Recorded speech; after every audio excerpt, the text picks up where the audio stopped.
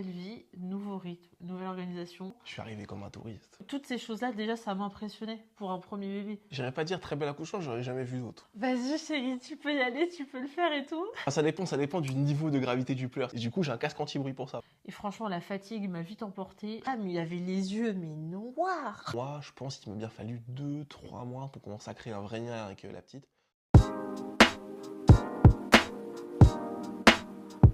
Attends, par contre, non mais attends, on est tout maigre, hein. Qu'est-ce qui s'est passé? Je crois que depuis la dernière vidéo en commun, au total, on a dû perdre en cumulé tous les deux 20 kilos, un truc comme ça. 25? Tu veux un peu de plaid?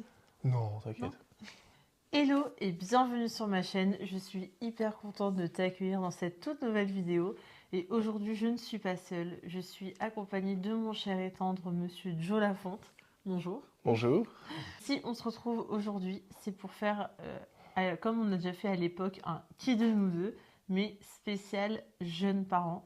Parce que si vous ne le savez pas, je pense que vous l'avez vu sur mes dernières vidéos, vous savez qu'on a eu un bébé. On a une petite fille qui a maintenant 7 mois déjà. Franchement, ça passe super vite. Et forcément, qui dit bébé, dit nouvelle vie, nouveau rythme, nouvelle organisation, nouveau tout, finalement. Et je me disais, ça pourrait être une bonne idée de partager un peu avec vous notre retour.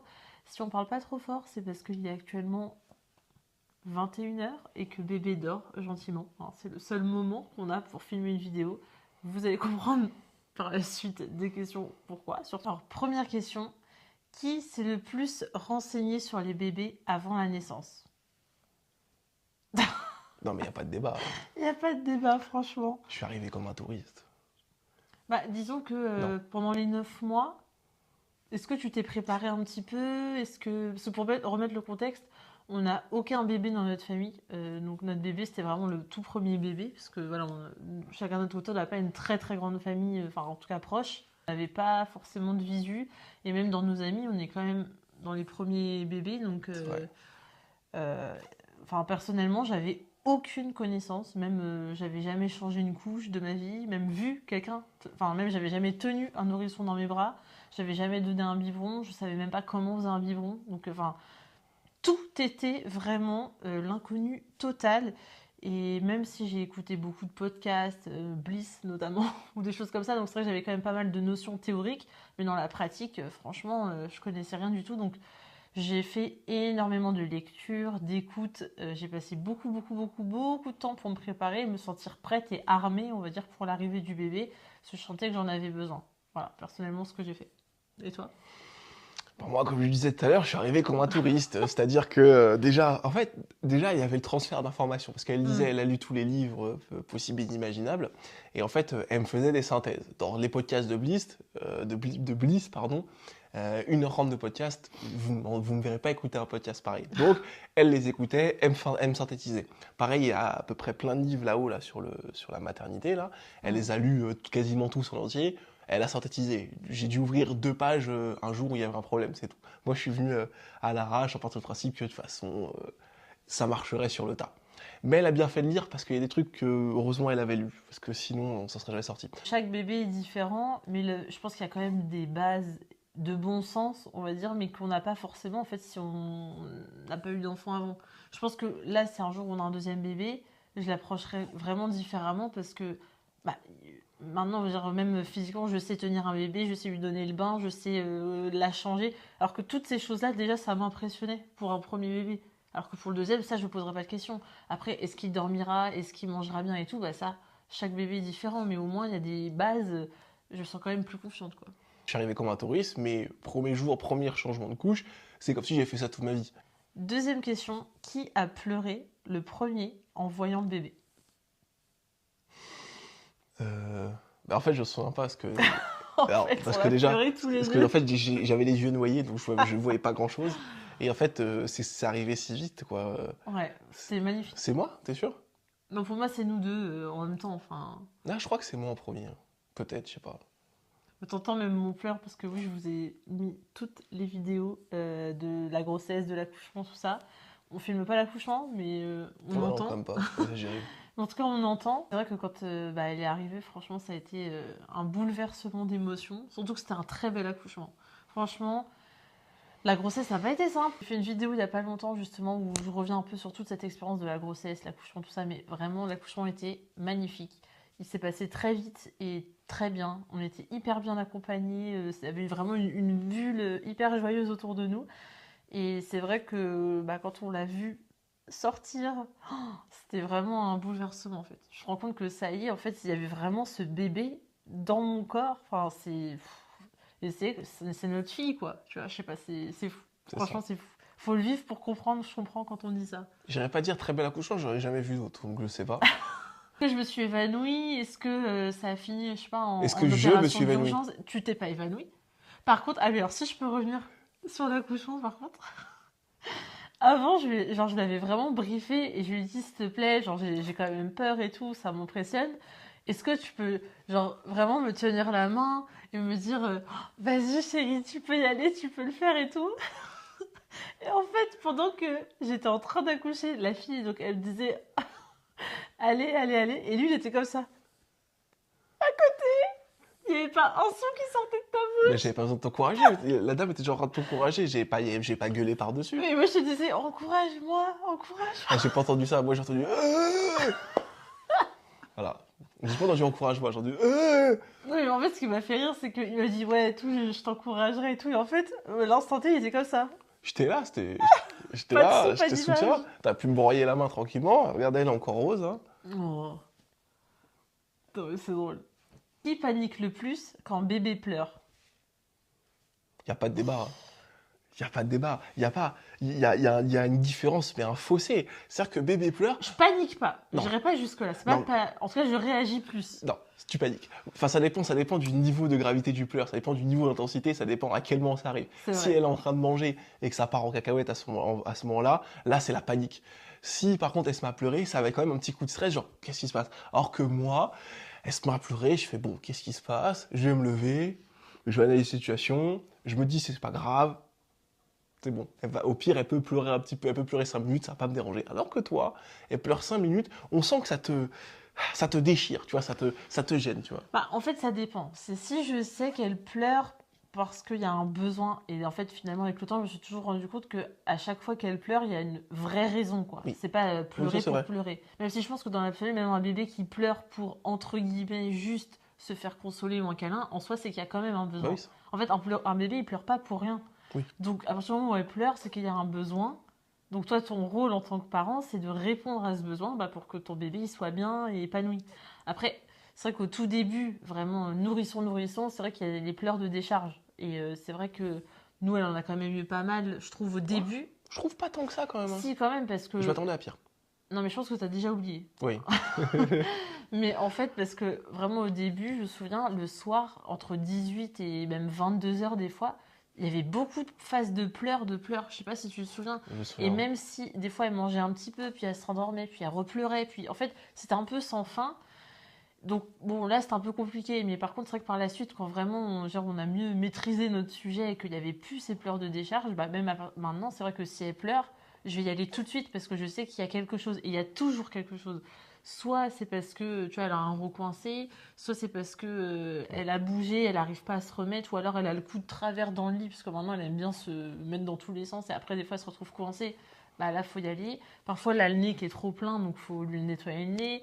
Ou la couche, elle a débordé. Enfin, il y a toujours une raison. C'est ça. Mais je veux dire, Donc, je peux pas la laisser pleurer en sachant pertinemment qu'il y a quelque chose et que je dois y ouais, aller. mais je veux dire, c'est que quand elle pleure, il y a toute une latitude d'urgence, tu vois. Et par exemple, quand elle se met à pleurer en plein milieu de la nuit parce qu'elle s'est coincée le cou, bon, d'un côté, je sens que toi, en plein milieu de la nuit, tu paniques et tout, parce que tu veux pas Mais j'y vais forcément. tout de suite, oui. Alors que moi, même si je dois y aller, ça m'est déjà arrivé de rentrer dans la chambre et de voir la redescendre parce qu'elle dormait. Bon, bah, j'y vais tranquille, je sais que, bon, bah, elle s'est juste coincé le cou, c'est pas grave, ça va passer, tu vois. Parce qu'une fois, par exemple, genre, je rentre dans la chambre parce qu'elle s'est coincé le cou, et au moment où je ressors, et je la redescends, et au moment où je ressors, elle se remet à pleurer. Et toi, tu fais, mais qu'est-ce qu'il a? Elle t'a pris sa température? Et en fait, on attendait 5 minutes, on a attendu 1 minute de plus, elle a arrêté de pleurer, elle s'est rendormie. Oui, Tu vois, bon, parce c'est. que quelques jours avant, elle avait été malade, Oui. donc j'étais quand même aux aguets, parce qu'il y a ça aussi, mais bon. Bon, moi, je suis pas très stressé par ses pleurs, ça va.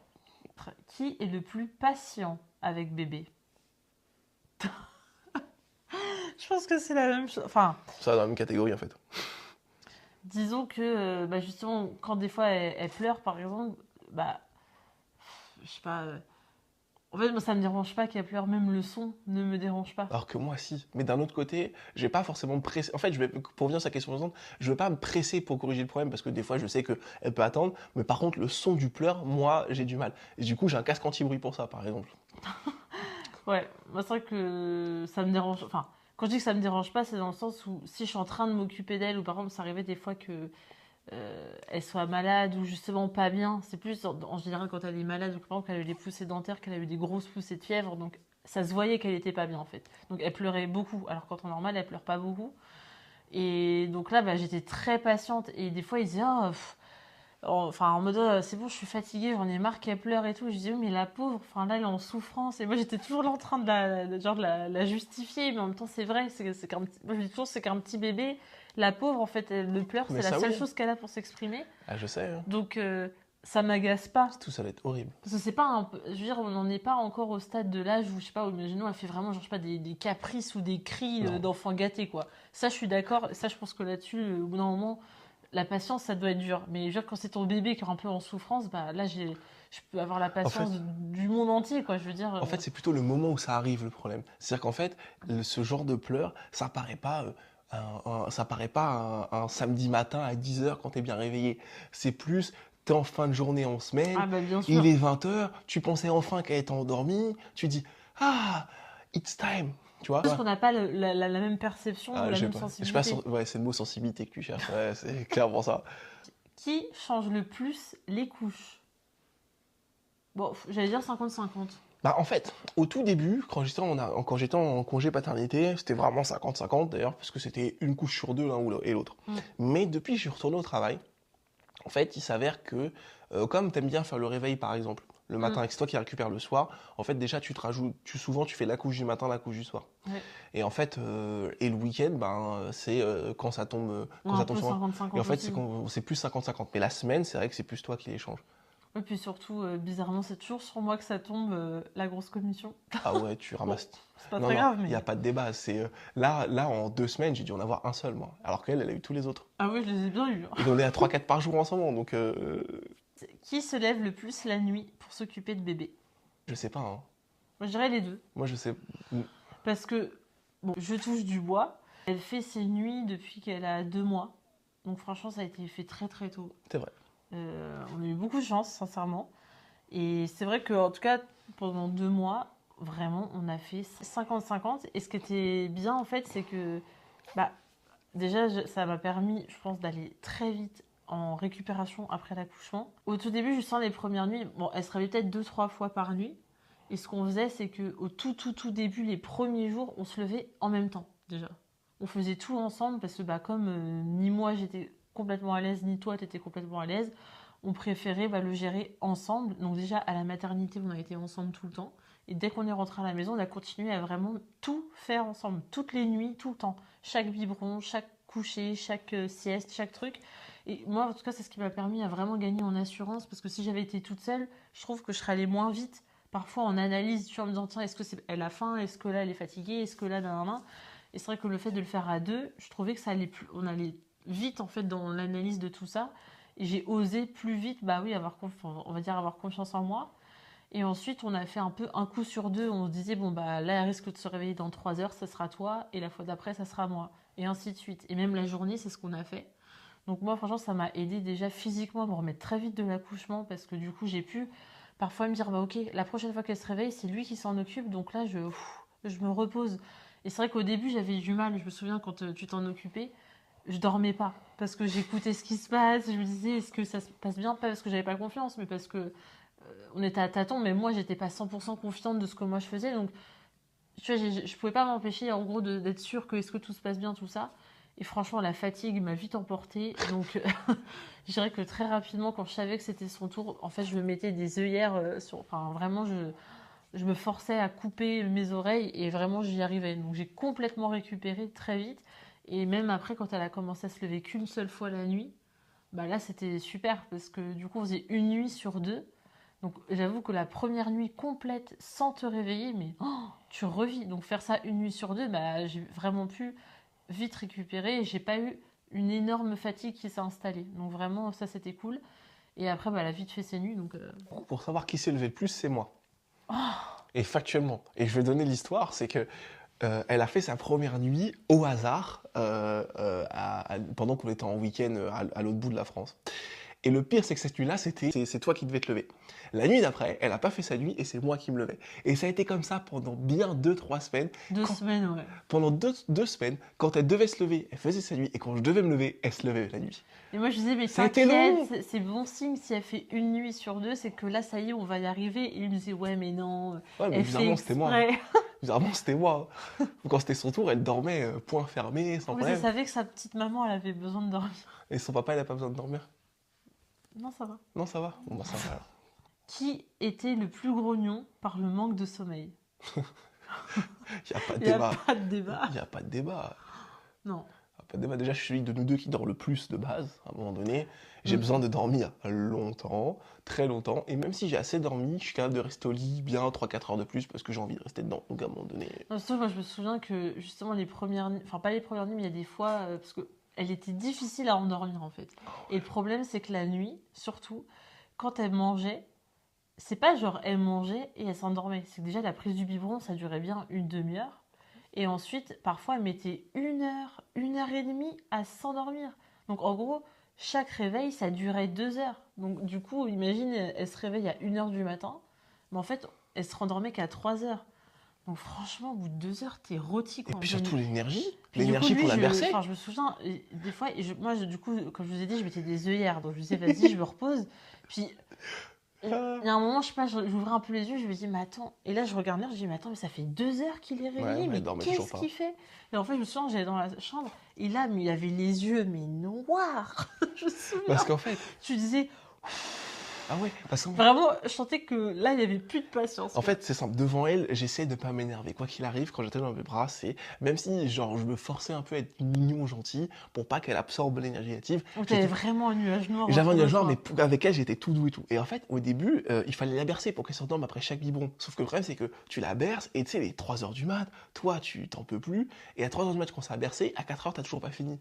Et en fait, une fois qu'elle s'endort, il faut la garder bien 30 minutes sur ton bras pour être sûr qu'elle soit Ouais. bien vissée. Tu bouges, ça repart.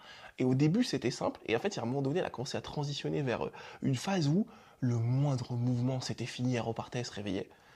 Voilà, 2 heures. Le souvenir, c'était à peu près réveil 3 heures, retour au lit 5h30. Non, mais moi, je me suis dit que la seule façon de sortir de cette spirale, bah, c'est de lui apprendre à s'endormir toute seule. Parce que même pour nous, il y a un moment, c'était plus possible. Et surtout qu'elle a grandi très vite. Donc en fait, elle a été lourde très vite. Ah ouais. Pour vous dire, là, elle a 7 mois. Et elle met des vêtements 18 mois, bah, depuis au moins 2 mois. Enfin, elle remplit complètement le 18 mois. Il y a même quelques vêtements qui commencent à être serrés. Et ouais, elle pèse un bon 10 kilos. Et je sais pas combien elle fait en centimètres. Je sais plus. Dernière mesure, 73, je crois, un truc comme ça. En tout cas, elle est costaud, quoi. Et c'est vrai que quand elle faisait, genre, à partir de 7 kilos et tout, je me suis dit, mais on peut pas la bercer. Enfin, il y a un moment, moi, j'avais vraiment mal au bras. J'avais des douleurs de tendinite un peu dans les coudes et tout. Et en fait, ça arrivait une fois, je me souviens, bah, justement, ce fameux week-end. Franchement, je vous assure, partez en week-end, changez d'endroit, changez les repères du bébé. Et ça passe ou ça casse, mais ça permet de faire des petites évolutions. Mais nous, c'est vraiment, je sais pas, ce week-end, il y a eu un avant-après, quoi. C'est là où elle a fait la première nuit. Et en fait, c'est là où elle s'est endormie toute seule pour la première fois, parce que je me souviens, c'était le matin avant de partir du Airbnb. Moi, j'étais en train de finir tous les sacs, de faire un coup de nettoyage et tout, et toi, tu étais en train de commencer à charger la voiture. Donc, du coup, à l'instant T, on pouvait pas, là, la garder dans nos bras ou quoi. Et en fait, elle dormait pas.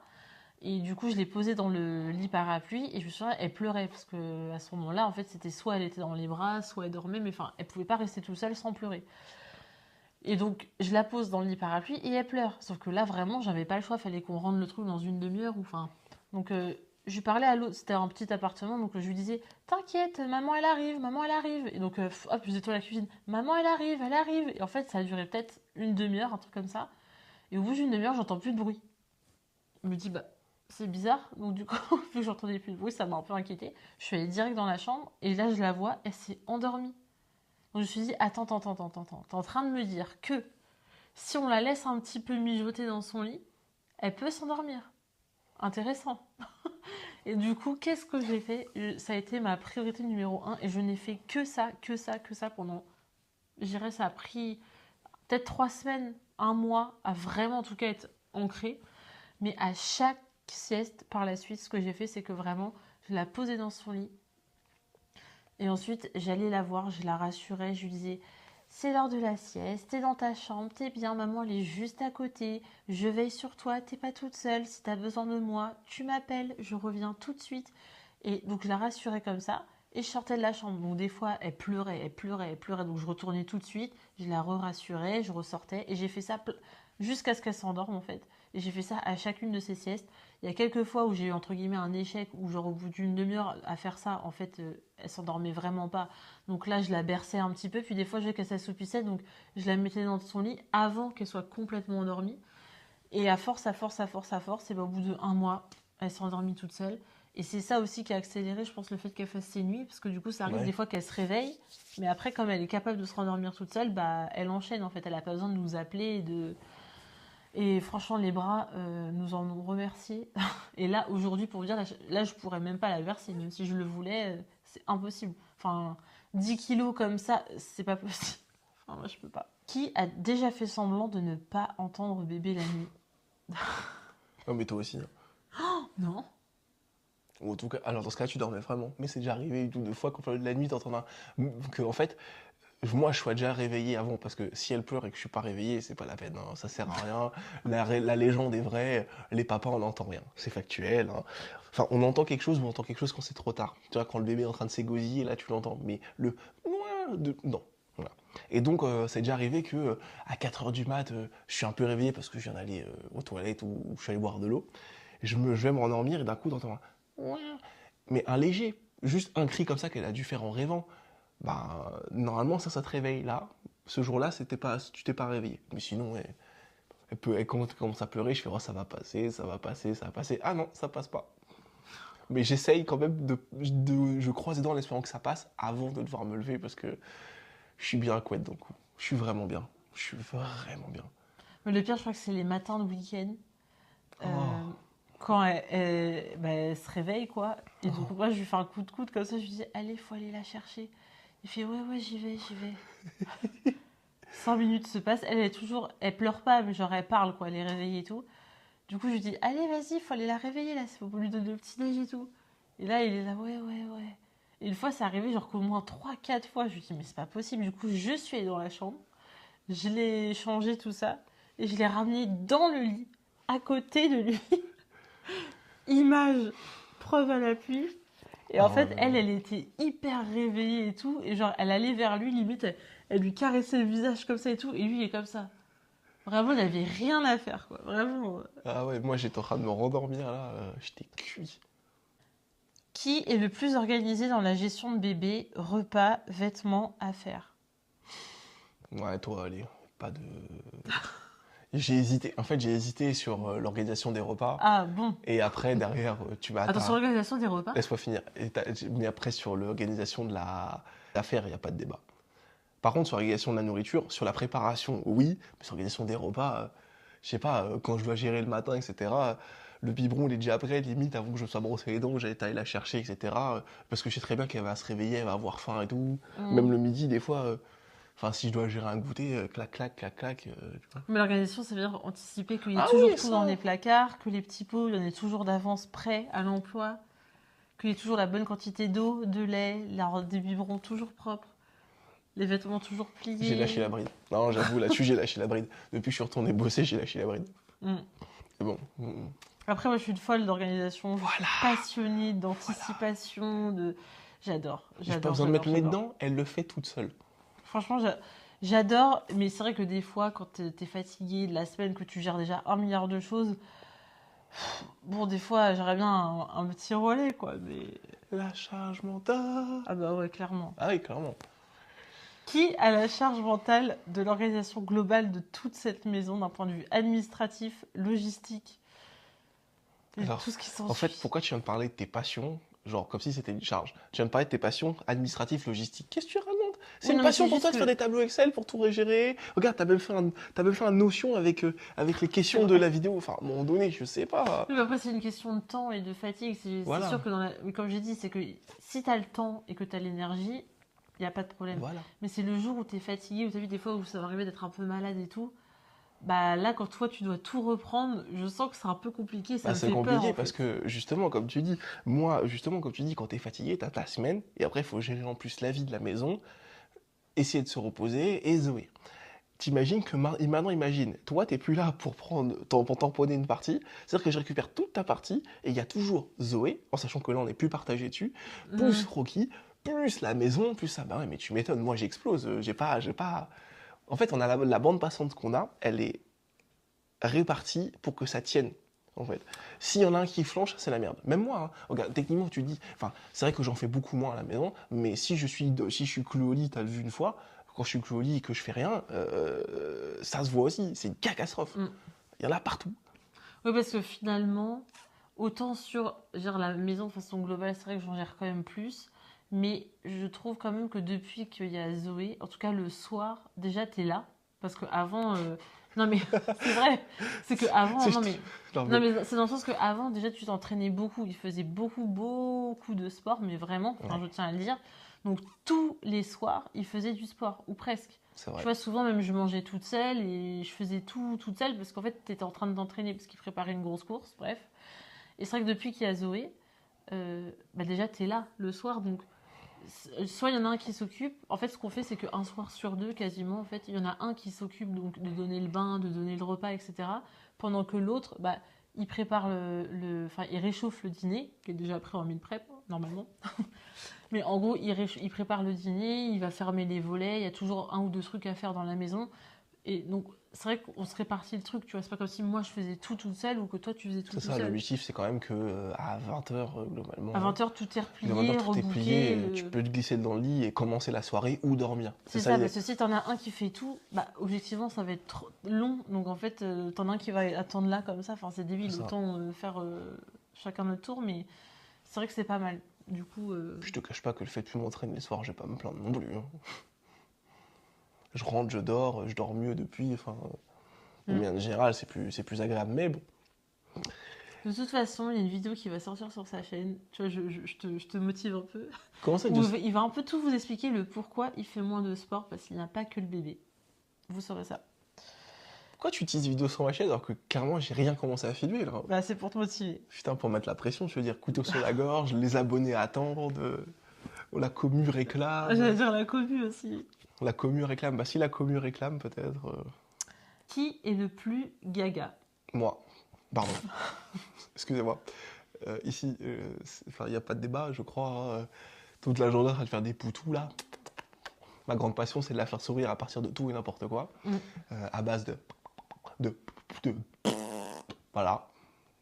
J'ai l'air, Merci pour la démo en tout cas. j'ai l'air débile en permanence, en extérieur, en intérieur, en public, peu importe. J'ai l'air d'un con, mais je le fais.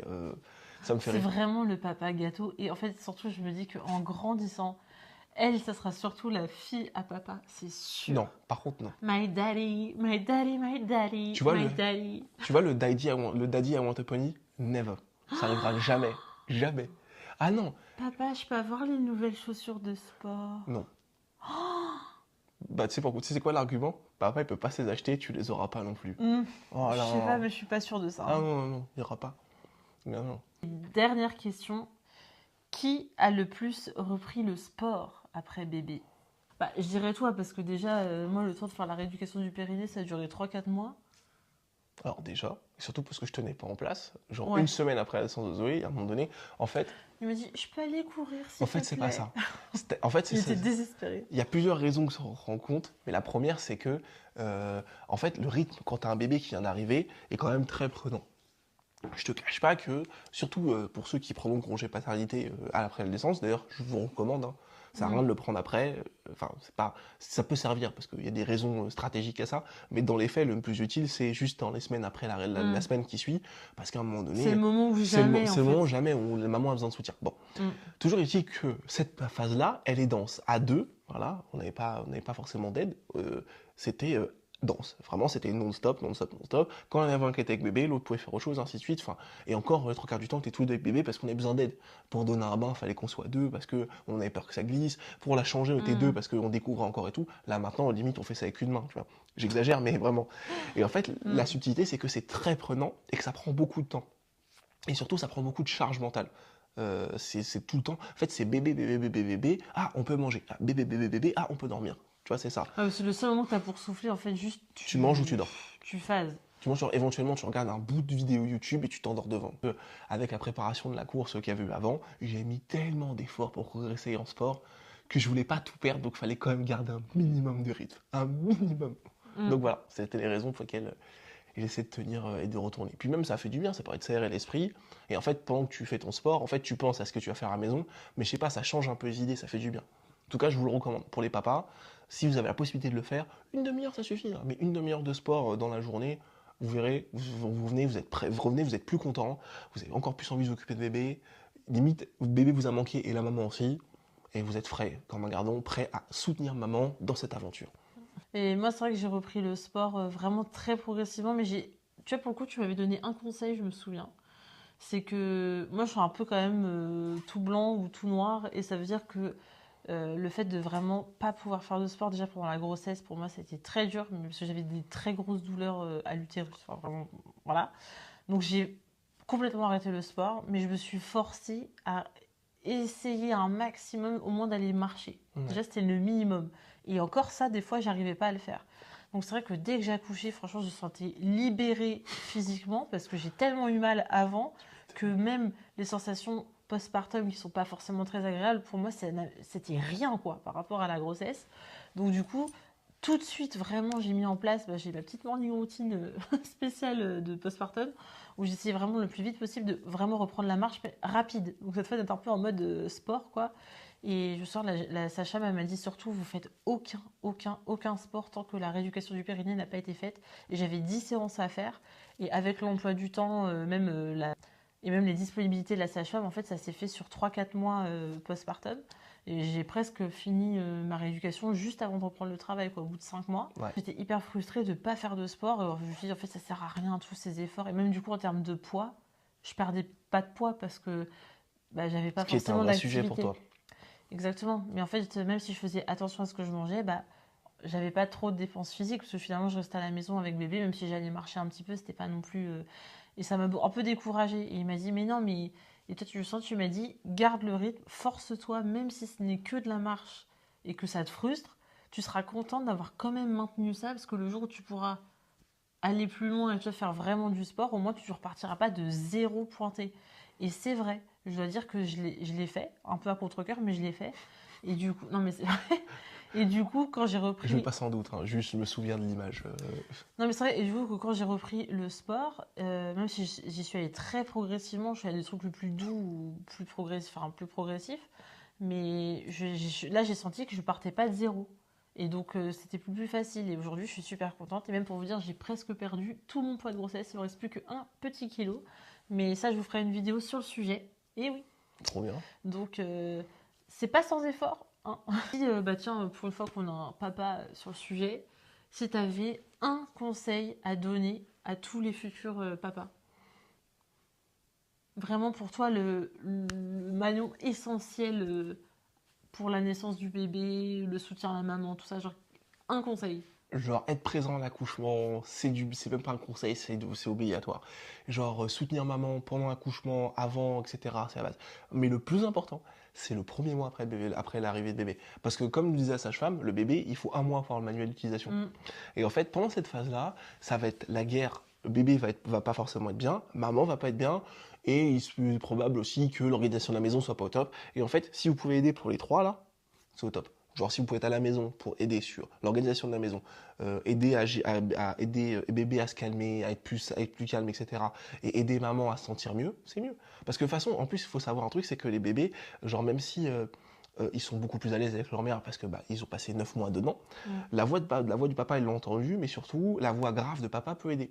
Et en fait, quand vous faites un câlin à un bébé comme ça, qui a du mal à se calmer, souvent le fait de coller sur vous quand vous êtes papa, le papa, ça aide aussi. Et du coup, bah, par exemple, quand le bébé il fait une crise, etc., que la maman, elle en peut plus, bah, hop, vous le prenez, par exemple, c'est un exemple de comment vous pouvez participer, tu vois. Ou aider à organiser la maison, participer aux tâches ménagères, ménage, lessive, etc. Surtout qu'il va y en avoir de la lessive. Il y en a de la lessive avec un bébé de 1 mois. Un body, 2 minutes. Et surtout, ce qui est, comme le bébé est le point principal de l'attention, en fait, il y a beaucoup de choses qui passent à trappe autour dans la maison. Et en fait, il y a beaucoup de choses qu'il faut quand même faire. Et le fait que vous soyez deux, bah, ça permet de quand même répartir ça. Et voilà. Et après, le deuxième conseil, c'est ce qu'on a mis en place le plus tôt possible, c'est de se faire un planning en fait. Genre au début, le temps que chacun prenne ses marques, pas forcément. Et dès qu'on peut, essayer de s'organiser sur qui garde l'œil sur le bébé à tel moment. Ça permet de libérer en fait, ça fait deux choses. Le fait de ne pas être les deux en même temps dessus du bébé, ça permet de faire des choses autour. Et le deuxième point, c'est de savoir quelle tranche horaire on a, ça permet de planifier des choses et d'être plus efficace. Ça évite de se retrouver, ah merde, ça y est, je peux faire quelque chose. Non, ça permet de l'anticiper, de faire les choses correctement, d'avoir plus de temps pour se reposer, etc. Voilà. Je sais pas, j'ai envie de rajouter une couche, tu couperas. Et surtout, n'oubliez pas, le papa, son rôle, c'est aussi de permettre ah, comment on dit ça? Il y avait un mec qui avait mis une vidéo il avait vu un podcast, ce mec il disait le rôle du papa, c'est surtout de mettre des bornes pour que ça se passe mieux entre la maman et le bébé. Par exemple, le bébé par exemple, la maman ne s'endorme pas avec le bébé dans le lit, par exemple, tu vois, des trucs comme ça. Ça va mettre des bornes et de permettre de créer un peu des limites, en fait, autour de tout ça, parce que la maman va avoir peut-être un peu tendance à surcouver bébé ou à vouloir en faire trop, etc. Et des fois, il faut elle apprenne à laisser couler un peu. Et le rôle du papa, c'est aussi ça. C'est aider à ça. Mais alors, justement, c'est ça que je dirais comme petit conseil. C'est vrai que, enfin, pas conseil, mais ce que j'ai apprécié en tout cas de ce qu'on a fait, c'est que comme dès le départ, en fait, dès la maternité, t'étais là, on a tout fait ensemble, on a tout découvert ensemble, et du coup, on avait le même œil, la même expérience, le même vécu, les mêmes sensations avec le bébé, que ce soit toi ou moi. Et donc, on a été une vraie épaule l'un et l'autre sur le bébé, en mode quand tu es face à ton bébé que tu sais pas quoi faire. Moi, je me suis jamais retrouvée dans la sensation genre, de me sentir seule au monde avec bébé et genre, tu sais, genre je sais pas quoi faire, au secours. Mais non, parce qu'en fait, tu as toujours été là. Et à l'inverse, toi, des fois, je voyais que tu étais un peu, pas noyé, mais enfin, j'hésitais pas à venir à dire non, mais attends, peut-être que c'est juste ça. Et puis hop, tu vois, tu soulages. Ouais. Et en fait, ça, c'est possible que si et seulement si les deux on a le même vécu et du coup je t'ai laissé complètement aussi ta place de père parce que pour moi c'était hyper important parce que je sais que moi c'était mon alerte en fait depuis le départ. Je me suis toujours dit justement il faut pas que je sois trop avec le bébé parce que même si naturellement c'est ce qu'on a envie de faire, mais moi j'ai toujours pensé qu'est-ce qui est le mieux pour elle, qu'est-ce qui est le mieux pour elle, qu'est-ce qui est le mieux pour tout le monde en fait. Parce que moi, dans ma vision, je me suis toujours dit que de toute façon, à 5 mois, elle irait chez la nounou. Donc, par exemple, j'ai toujours eu ça comme objectif et pour qu'elle le vive le mieux possible, tu vois. C'est aussi pour ça que j'ai essayé le plus vite possible d'essayer qu'elle puisse s'endormir toute seule et tout, même si j'avais entendu, par exemple, qu'il fallait pas forcément le faire avant 6 mois et tout. Oui, mais tu fais comment, en fait, si tu la mets chez la nounou, elle va pas la bercer 10 kilos dans les bras, surtout c'est pas à 10 possible. kilos.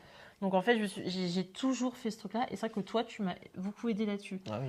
C'est pas à me détacher, mais c'est à oser. Non, mais c'est que des fois. J'étais en mode couper le cordon. En gros, j'étais en mode. Quand des fois, moi, j'avais quand même cet instinct un peu animal de dire mais non, au pire, on va la faciliter. Et au pire, on la prend avec nous dans le lit. Et lui, il allait dire ah non, mais pas du tout. Non, ça serait jamais arrivé. Ça va pas. Déjà, deux raisons. Surtout qu'en vrai, c'est même pas le mieux pour elle. Surtout, j'allais l'écraser. Je l'aurais écrasé. Dangereux. Mais oui. Mais je l'aurais écrasé.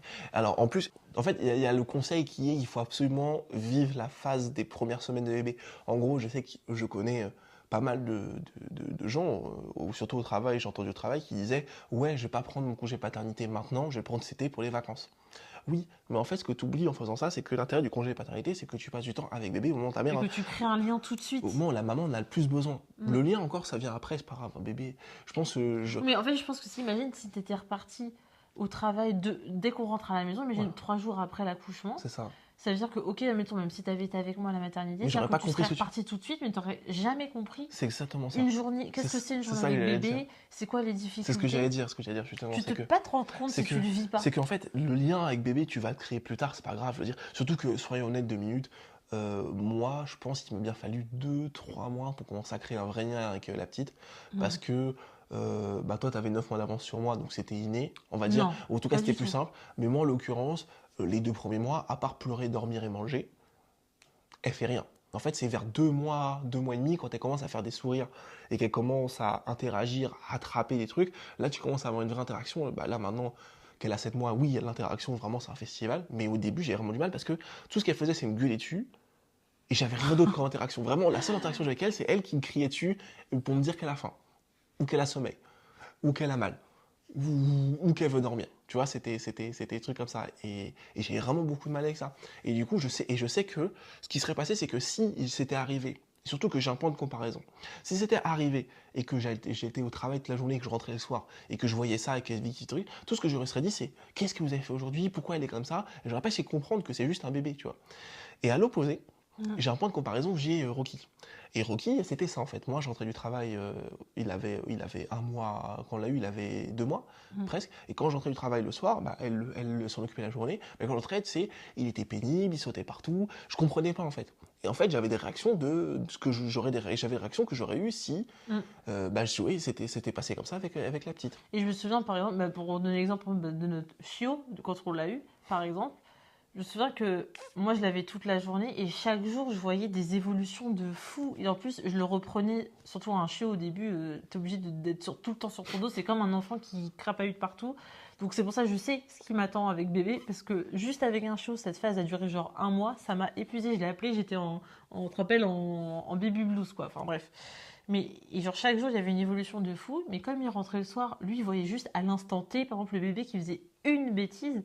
Mais pour moi, cette bêtise, elle était 10 fois moins, comment dire, 10 fois moins pire que ce qu'il avait fait la veille. Donc je disais, oh, ok, il a fait ça, mais genre c'est beaucoup mieux. Et lui, il voyait pas ça. Il le mettait. Tu te rappelles que tu le punissais tout le temps, mais genre super fort pour des trucs où je disais, non, non, mais attends, mais genre là, tu te rends pas compte que c'est beaucoup mieux que hier en fait. Genre, faut être beaucoup plus doux avec lui. Enfin, et en fait, c'est quand une fois pareil, t'avais passé, je sais plus, quelques semaines en tête-à-tête avec lui tout seul, que tu l'as vraiment rencontré finalement. C'est ça. Et je pense que d'autant plus un bébé, en fait, t'es obligé de passer par là. Et autre chose, je lui disais, c'est que tu disais justement l'aspect où j'aurais pas laissé par exemple dormir dans le lit ou même dans la chambre, c'est parce que, enfin pour moi, elle est pas en sucre. Tu vois, l'aspect vraiment, c'est. Mais ça, moi, au début, j'avais du mal. La vie sera tôt ou tard bien assez dure avec elle. Elle n'a pas besoin qu'on la surcajole maintenant. On prend soin d'elle, on répond à ses besoins, à ses envies, on joue avec elle, on a l'interaction, mais tôt ou tard, de toute façon, à un moment donné, ça va piquer. Donc, je veux dire, j'ai pas la surdorloter, la faire dormir avec tout, etc. Parce qu'en plus, plus on fait des trucs comme ça, plus tu tires le bébé vers un truc genre doux, agréable, trop facile, et plus tu as du mal à sortir de ça.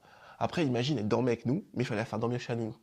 Déjà, là, maintenant, je trouve que à l'époque, quand je rentrais et qu'elle passait la journée avec toi, elle pouvait rester dans le parquet, jouer toute seule 1 heure, il n'y avait pas de problème. Maintenant, comme elle a tout le temps de la sollicitation chez la nounou, avec soit la nounou, soit les autres enfants, maintenant, 5 minutes dans le parquet à jeu, c'est une crise. Juste ça, voilà.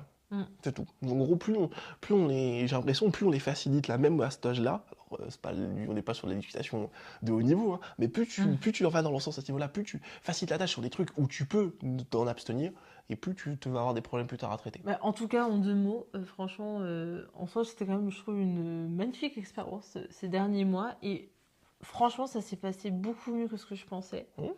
Et c'est vrai que les premiers mois, justement, quand c'était parfois difficile, ça arrivait des fois, genre, on se parle mal, tu vois. Oui. Parce qu'on parle, du baby clash, etc. Mais je pense que on avait conscience que c'était beaucoup souvent la fatigue, etc. Et même souvent, on revenait l'un vers l'autre en disant, bon, c'est parce qu'on est fatigué. Et en fait, dès que l'un ou l'autre dormait, en fait, on s'embrouillait pas du tout. C'était clairement la fatigue. Donc, quand ils disent des fois, genre, par exemple, tu sais, les couples genre, qui veulent se séparer et tout, genre au moins d'attendre 1 an ou 2, voire 3, genre d'être sûr de bien dormir et d'être sûr que la personne, tu la supportes ou pas. Mais franchement, après, je pense qu'on s'est jamais posé. Enfin, moi, je me suis jamais posé la question. J'ai plus simple, hein, franchement, comme procédé, plutôt que attendre un truc plus simple. Là, au moment où ça pète, premier point, au moment où ça commence à péter, juste, tu gueules pas tout de suite. Tu dis rien. Tu sors, tu respires, tu reviens. Si le problème sur lequel tu sens que ça a pété, c'est un vrai problème, un truc qui va vraiment pas, là, tu soulèves le point, calmement, ou tu peux t'énerver, mais surtout, pas d'attaque personnelle, vraiment juste le sujet. Ça, c'est avec le temps. Et la personne en face, faut oublier, c'est que si la personne, et surtout quand il y a un bébé, si la personne en face notifie un point comme ça, surtout si la personne arrive énervée ou qu'elle a besoin de notifier qu'elle arrive un peu fort, partir du principe que si elle le dit, c'est qu'il y a une bonne raison. Vraiment, c'est important. Si la personne en face se dit, c'est qu'il y a une très bonne raison. Donc plutôt que de s'énerver et de rentrer dans l'attaque personnelle ou ce genre de choses qui peut arriver, voilà, plutôt accepter le commentaire, éventuellement répondre sur un autre problème, mais surtout toujours avoir une discussion basée sur des faits. Ça, c'est la base, des faits. Parce que, en fait, ce qui va poser problème, je pense, dans ce truc-là, nous, on a eu la chance de ne pas faire trop ça, mais ce qui va poser problème dans ce genre de conflit, c'est pas les faits. C'est tout ce qui va être dit autour, parce qu'on est bien énervé, bien fatigué, et qui va poser plein de problèmes. Tu vois, les critiques personnelles, les attaques sur la famille, etc. C'est gratuit, ça sert à rien. Non, les faits. Tous les problèmes, c'est fait. Et après, surtout, bien dormir et discuter des problèmes à froid à un moment donné. En fait, surtout moi, ce qui m'a choqué, non, mais c'est que nous, en fait, on a l'habitude, avant bébé en tout cas, c'est que on s'embrouille pas. Ah oui. Il y a rien, tout va bien. Puis des fois, un jour, ça pète, mais genre, ça pète fort, tu vois. Vraiment, on se clash, on crie, les murs tremblent, ça dure pas longtemps. Oui, mais c'est notre tempérament, tu vois. Ouais, moi, j'aime bien. Et du coup, moi, j'aime bien, ça permet de vider son sac. en tout cas, ça clash très fort. Ouais. Mais genre, vraiment, je pense que s'il y a des gens de l'extérieur, ils doivent se dire, mais ça va pas de se parler comme ça. Mais ça dure pas longtemps, et une fois que c'est fini, enfin, moi, en plus, genre, je suis pas du tout rancunière, genre, vraiment. Moi non plus. 5 minutes après, j'ai complètement oublié. Enfin, vraiment, je suis complètement passée à autre chose parce que tout est sorti, on n'en parle plus. Vide ton sac, quoi. Sauf que, je sais pas si tu te souviens, mais c'était pas très longtemps, je pense, après la naissance, juste avant le bébé. On était très fatigués. Franchement, on était vraiment dans le jus. Ah ouais, non. Donc là, on avait, entre nous, en tout cas, je pense qu'on avait zéro patience, zéro forme dans la façon de parler, zéro recul, pas du tout. Donc, en fait, on était ça loin, piquait loin un peu, d'un tu podcast vois. développement personnel, là. C'était Très vraiment. loin. Et je me souviens, on s'est disputé comme on avait l'habitude, entre guillemets, donc à clasher très fort d'un coup. Et là, je sais pas si tu te souviens, mais bébé s'est mis à pleurer. Elle oui. était genre, tu te souviens pas, genre elle a pleuré super fort. En fait, dès qu'on a crié, entre guillemets, elle a pleuré. Et du coup, on s'est arrêté, on fait attends, pause. Donc là, on l'a consolée et tout. Et on s'est dit, ouais, en fait, plus jamais on peut. Je sais pas en tout cas si ce format vous a plu. Vous voyez, on a beaucoup de choses à dire et je pense qu'on n'a même pas dit 3% sur le sujet. Il y a beaucoup de choses à dire. D'ailleurs, on avait peut-être une idée, pourquoi pas, de développer. Peut-être pas un podcast parce qu'on n'a pas le temps. Franchement, on n'a pas le temps. Putain, j'entends parler toutes les semaines de ce podcast. Mais on le fait quand? Franchement, en tout cas, on aime tellement discuter de tous les sujets de la Terre que je me dis ça pourrait être intéressant, tu vois, parce que là, comme je dis, c'est 3% sur le sujet de la parentalité, mais il y a tellement de choses. L'argent dans le couple. Les problèmes, mais pourquoi? La jalousie. L'amitié homme-femme. Oh putain, oui, ah ouais. Non, mais il y en a des sujets. La famille, la belle famille. Il y a des choses à dire. Les évolutions, les perspectives de carrière, le temps de travail, le temps de trajet. Premier degré, il y a beau. Enfin, moi, je sais que j'adore écouter, regarder ce genre de contenu. Et en plus, avec monsieur, je pense que, voilà, je sais pas ce qui transparaît, mais je pense qu'on a beaucoup de choses à dire. Oui, c'est possible. Voilà. C'est vraiment possible. En tout cas, n'hésitez pas à nous suivre sur nos comptes Instagram. Moi, c'est Marie Curvy. Et toi? Et Joe Lafonte. Voilà. Je vous laisse nous retrouver sur nos réseaux. Et surtout, n'hésitez pas à vous abonner à ma chaîne YouTube, s'il vous plaît. J'essaye de revenir un peu plus régulière maintenant que je commence à reprendre un peu le rythme. Parce que croyez-moi que le rythme de la vie de parent, ça aussi, on peut faire une vidéo que sur le sujet. Enfin bon. 2-3 vidéos même. Facile. Allez, sur ce, on vous fait plein de bisous. Salut! Salut!